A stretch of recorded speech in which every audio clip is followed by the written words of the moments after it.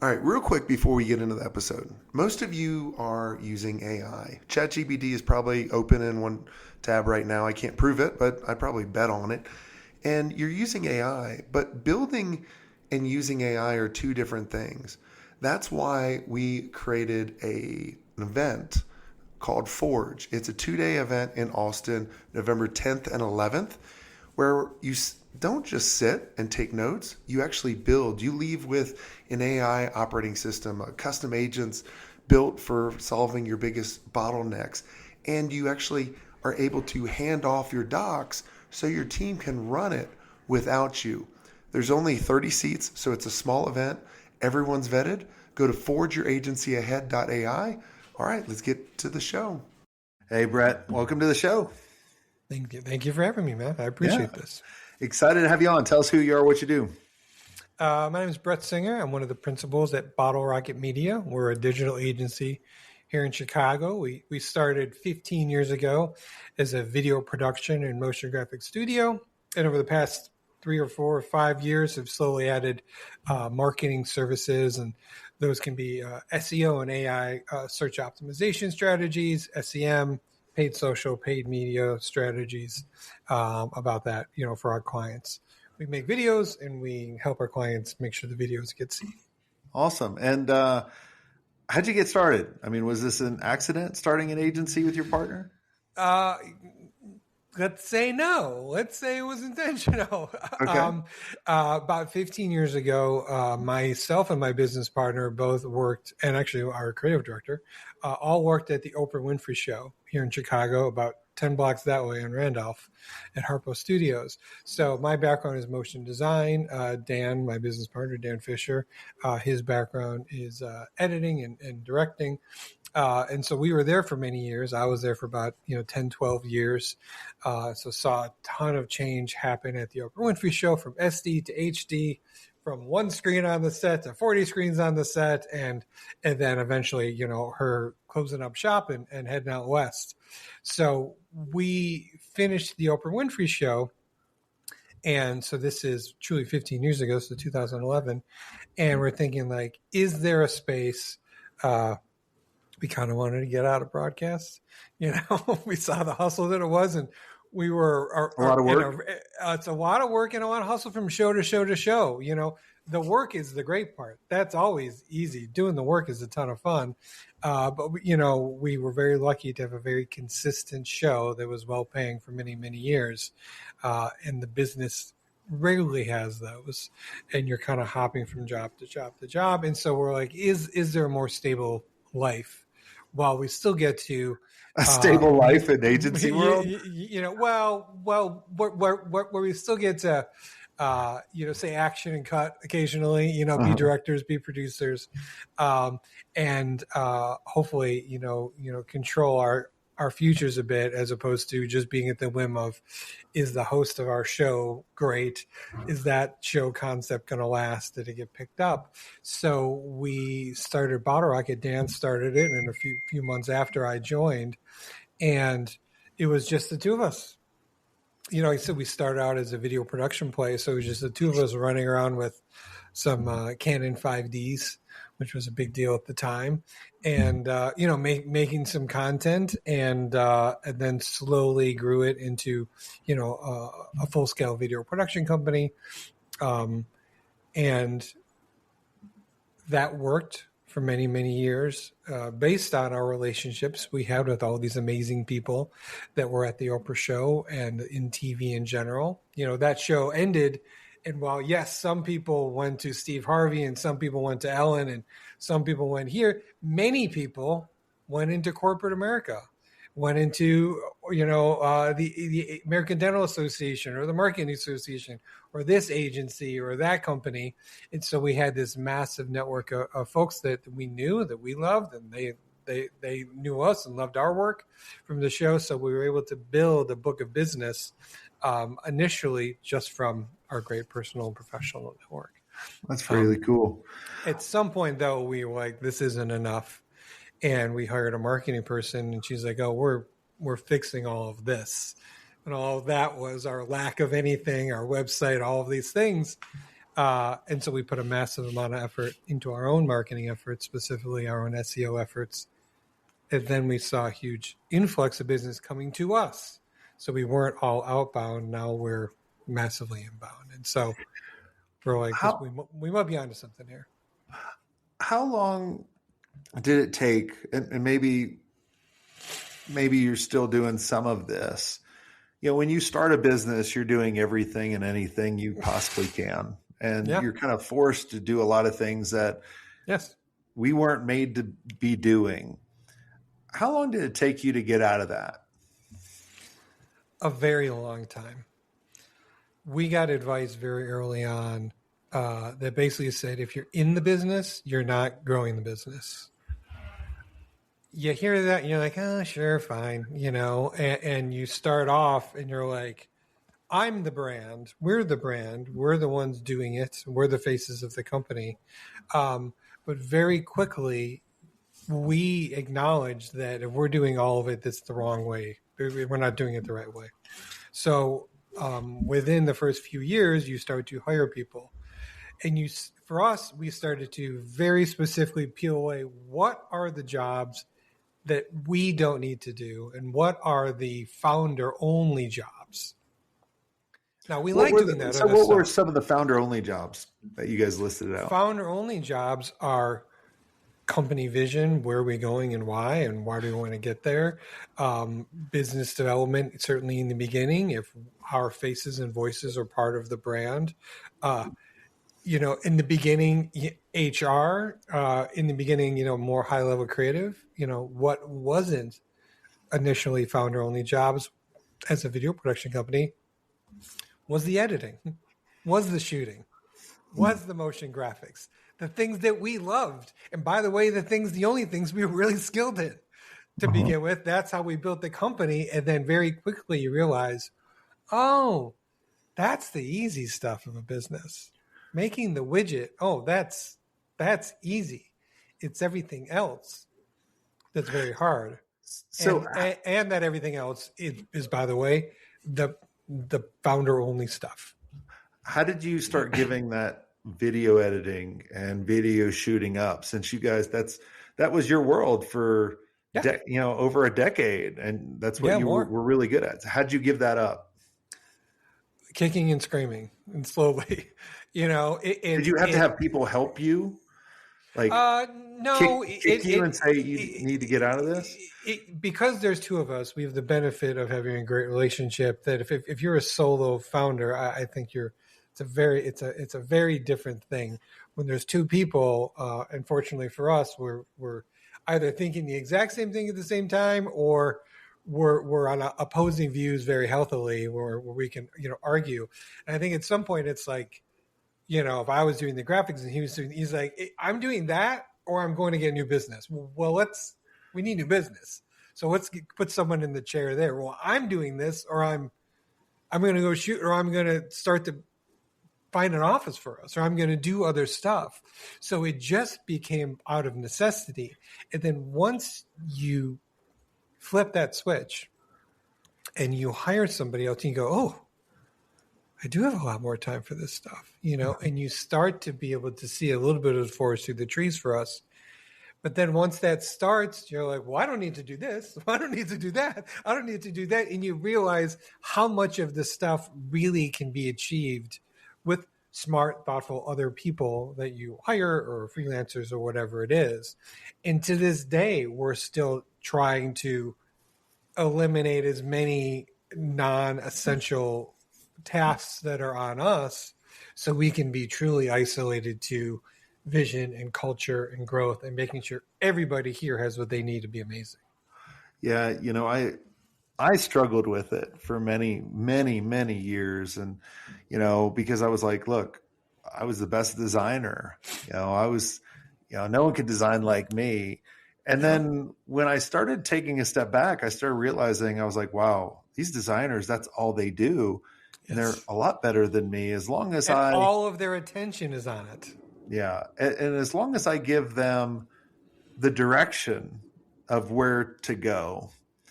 And then, I don't know if you guys went through this. I went through depression because the business didn't need me for what I used to do. And I realized that I didn't have to work as much. And that was hard for me because for so many years, I was the hardest working one. Mm-hmm. And then when you get to kind of what I call like the CEO stage, not just the title, right? Like you're the actual role where you're only working like 20 hours a week. Like that's it. And the rest of the time you can go do other stuff. And that's why you built this business. That's why you started the business, right?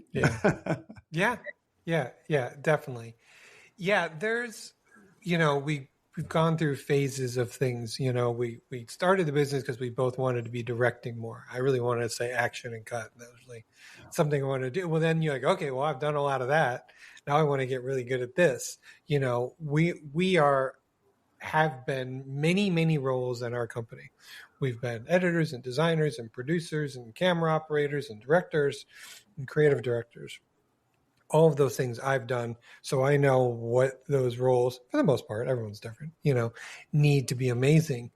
And a few years ago, Dan and I were basically the same person. And it was kind of like whoever picked up the phone, so to speak, they were leading that job. But at some point we're like, shouldn't someone focus on sales and someone focus on production? And we're like, okay, we kind of flipped a coin. And I became the biz dev guy who was really focusing attention, on growing sales and the creative in the sales process and all of that. And I haven't directed in a while, and occasionally I will. And there is like a bit of a moment of like, this would be fun, and I go to set and I'm like, oh, these people around, this is so great, and then I'm also like, okay, I'm happy to go. Good luck. It's like I missed it and I did it enough and hopefully maybe well enough that I think I'm over that hump, but I think there was a point where like, am I doing this? Am I giving up the thing I loved to service this other part of the business that no one else can really do? And there is a moment of like, is this the right choice? And what am I doing? Is this going to keep me happy? And truly at the end of the day, I just want to keep learning is what I want to do. We're trained creatives. You're a trained creative. It doesn't sound like you're trained at business with a capital B. We weren't. And so I want to keep being better at business. Yep. And that's a marathon and that's not a sprint. Well, it's an evolution. I think for anyone to survive in really any type of business, you have to evolve. And because when you start a business, like when I started my first business, I didn't know what an invoice was. My first client asked me to send an invoice. You're like, so yes. Like what is that? I had to ask my dad because Google wasn't around. Right. So yeah, totally. Everything is an evolution. And if you don't want to evolve, I think that's when it's time to hang that up. Yeah. Or go try something else. Because when I sold the first agency, I felt like I was at max. But then only after I sold it and then I started helping out people, my old competitors, I was like, oh man, there's so much more. Yeah. And even in this role, like I'm constantly evolving and understanding and learning new things that you can be better. Like it's amazing what you get with age. Oh my God. Yeah, 100%. We've been working with this incredible, sales consultant, this guy, Scott Peterson. He's been incredible. And when we unearth an opportunity to be better, I'm like, oh my God, this is amazing. How did we get this far doing this when we should have been doing that? Like it thrills me. It so excites me when I see there's a black and white way to do it better or to move in that direction as opposed to just like, someone being defensive. Like, well, we've been doing it this way. I'm very quick to be like, holy shit. How have we made it this far without knowing that? Like, that's thrilling to me, because we want to be better. We want to keep growing and there's no end to it. We've made it this far and, there's so much more room for improvement and how we operate and how we work with our customers, how we work with our clients, how we work with our team, how we work with ourselves. It's, oh my God, it's so exciting to me. So I think you hit the nail on the head. The second I'm like, I'm good, then that's the canary in a coal mine for like, okay, well, maybe I am done with this business or this phase of my life, and I got to figure out what's the next thing that's going to excite me. Yeah. I'm not there yet. I got a million things still.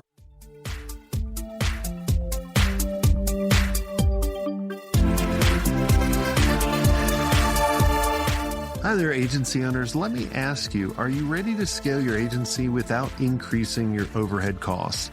If yes, then you need to know about E2M Solutions. Now, E2M is the #1 most reliable white label partner for agencies. They specialize in web design, WordPress development, e-commerce, SEO, and content writing. They basically do all the heavy lifting, which frees you up to focus on growing your agency.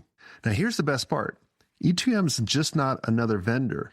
With over 10 years of experience, their team of over 300 experts has a track record of delivering for more than 300 agencies. They're your strategic partner. They deliver on time every time, so you can focus on what you do best. Now, E2M's mission is simple: to help 500 agencies increase their revenue and profit margins with white label services that actually work. And to help you get started, they're offering a special deal, 10% off for the first 3 months, but act fast because it's only a limited time offer. So head over to e2msolutions.com/smartagency to check out their transparent and their flexible pricing. Trust me, if you're ready to grow without burning out, E2M is the partner you've been looking for. That's e2msolutions.com/smartagency. Go check them out and tell them Jason Swank sent you.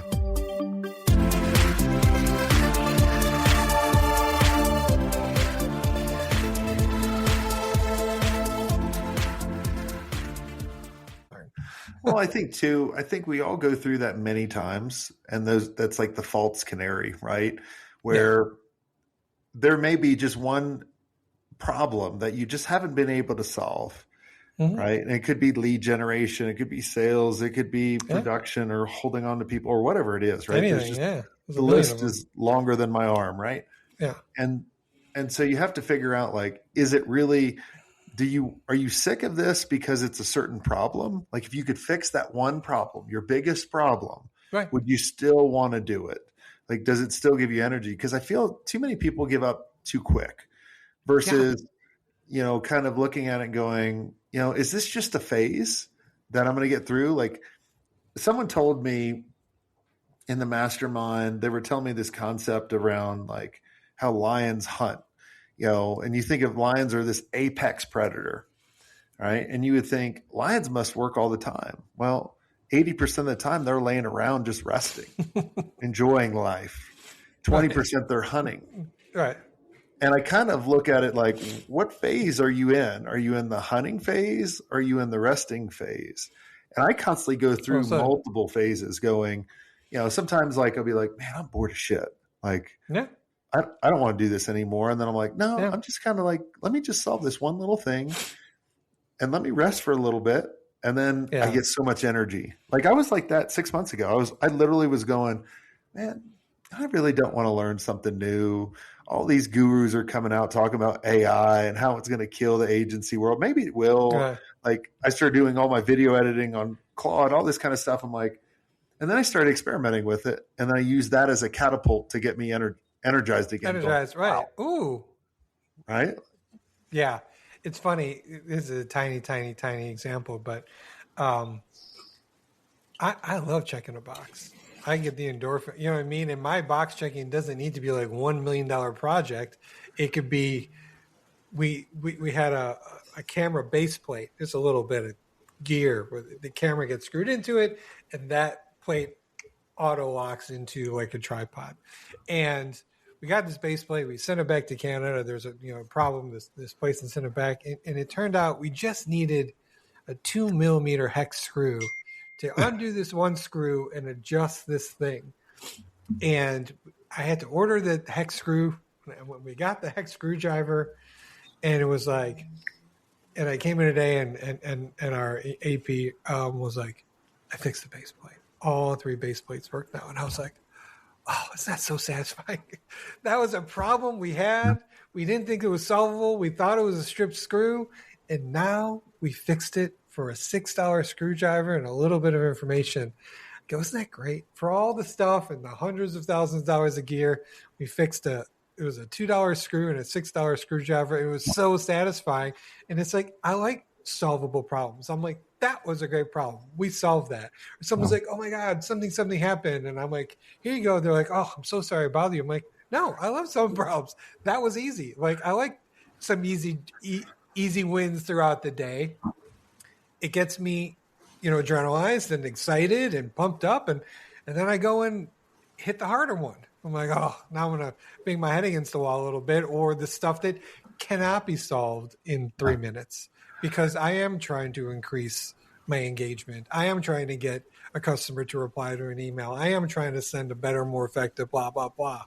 So it's like, you got to take them all. You got to take the wins where you can get them and get excited about them, Well, I think if you run a business, you have to be in the problem solving, right? Yes. And I tell everybody when they join the mastermind, look, we're going to solve your biggest challenge that you're coming into the mastermind for, but that will create other challenges. Yes, but that's not the biggest, right?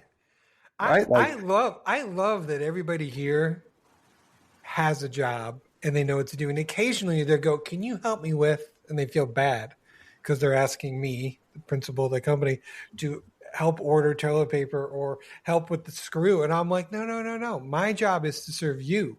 You have a full-time job. You should be editing and not worrying about the desk. Let me solve that problem for you. And if I've cleared away enough stuff, all I'm doing is serving my team, because my sole job is not my sole job, but to them, my job to them is create the most amazing, perfect, effective, creative environment where they can do great work.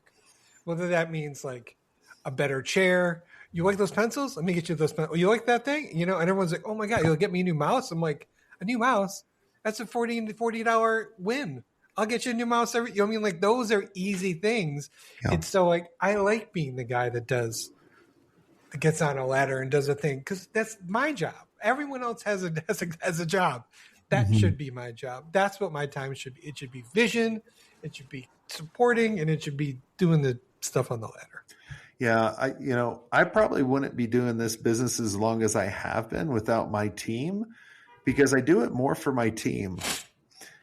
And I feel like, like, for example, they'll say, hey, we need to grow this. I'm like, I'm kind of good. Like, if it was just me, I'd just be like, even keel. Right. Yeah. Right. But then I'm like, all right, well, if you guys want to go there, like, how can I support you? How can I help you get there? Right. Yes. Like, because I looked at my role as the CEO is I need to coach and mentor my team and support them. However, just like you were saying, like, make them better, help them evolve to the next role that they need to play. And like, how can they grow within the company? How can they grow within themselves? Because if I can make them better, then the company's better. Right. Yes. And then, then it's a lot more fun, because, I always look at like, someone said to me, like, evolve or die. And I'm like, it's so true. Yeah. Especially for the team stuff, so early on, like we were saying, like, we are the brand, you were the brand, your style, your idea. Oh, you're picking that blue? I had to pick that blue, or whatever it is. And at some point you give it up and go, and you sometimes things come and you go, I wouldn't have done it that way, but it's not the wrong way. It's just a different way. Yeah. And I'm not going to step in and say, do it my way. They made a choice. That was their choice. I'm empowering the team to be awesome. And that's their awesome. And at some point it's not good enough. Is mine better? It's negligible, and just really empowering them to like have fun and do stuff and not feel like someone's waiting to go like, oh, but we should tweak that, or, oh, I don't know about that blue. And so releasing some of those things and knowing that my ideas aren't the best ideas, or just because I think it's strange that it doesn't mean it's not a great idea, whether it's a marketing thing internally or for us or for our thing. It's like, it's letting go of some of those things. Yes, my creative, Dan's creative got us here, but that's not what can sustain the company. Yeah. The company will die if it's dependent on my sole creative input, which is ridiculous, or Dan's creative input. The key word that you said there is empower, because if you don't empower your team, you wind up in a bottleneck situation where everything's falling on your shoulders, and you don't have that freedom, right? Like, so like if you guys are listening to this episode and, you know, like you're in a car ride and you're about to go into a bunch of shit that you have to fix and do, you're probably the bottleneck. And the only way out is really to kind of empower the right team in the right seat with the right systems in place. Or even if you're not a systems person, finding that right person that can create the systems to empower the rest of the team. Because what I found, and I always talk about on the show now, especially since I wrote, you know, the new book, Operator to Owner, is a lot of times we're just managing people, and we're the worst managers in the world because we don't have time for that shit, right? I could only lead people that can manage themselves.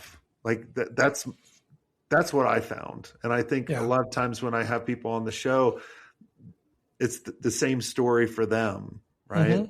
They have to find people that can manage themselves.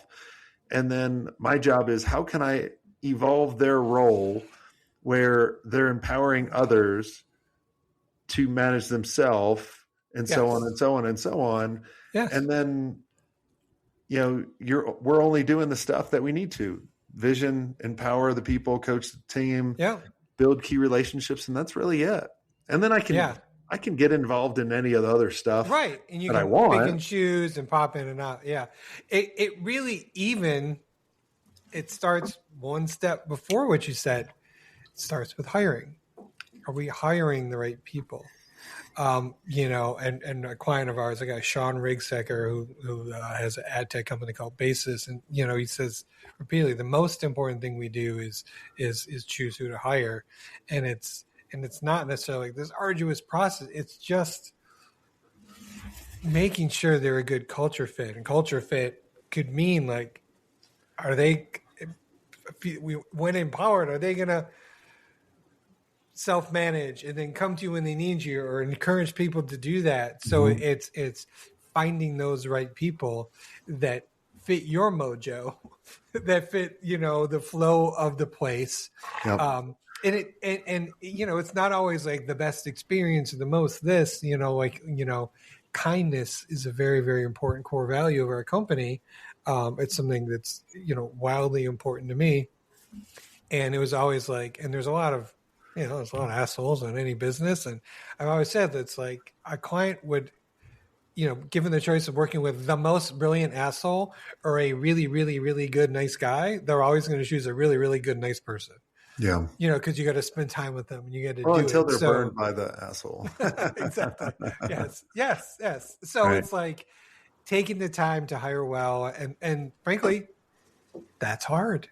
It takes, you know, you make mistakes and you just got to acknowledge them and, you know, kind of reset quick.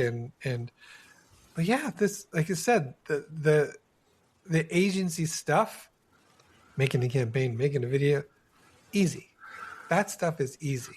It's all of this other stuff that's hard. And that's why being an agency owner, being a business owner, being the owner of a bakery, being the owner of a plumber shop, that's hard. All, you know, the task is easy. And it's not for the faint of heart, and it doesn't come quick, but you got to stick with it and be passionate about it. And it's amazing how quickly things can change, you know? Awesome. Well, Brett, thanks so much for coming on the show. And for everyone listening, if you're kind of in a spot where you need to evolve, check out the book, Operator to Owner. It goes through the 5 shifts, the 5 identity shifts that you need to go through in order to really kind of get to the ultimate end goal and own the company rather than the company own you. So go check that out. And until next time, have a swank day.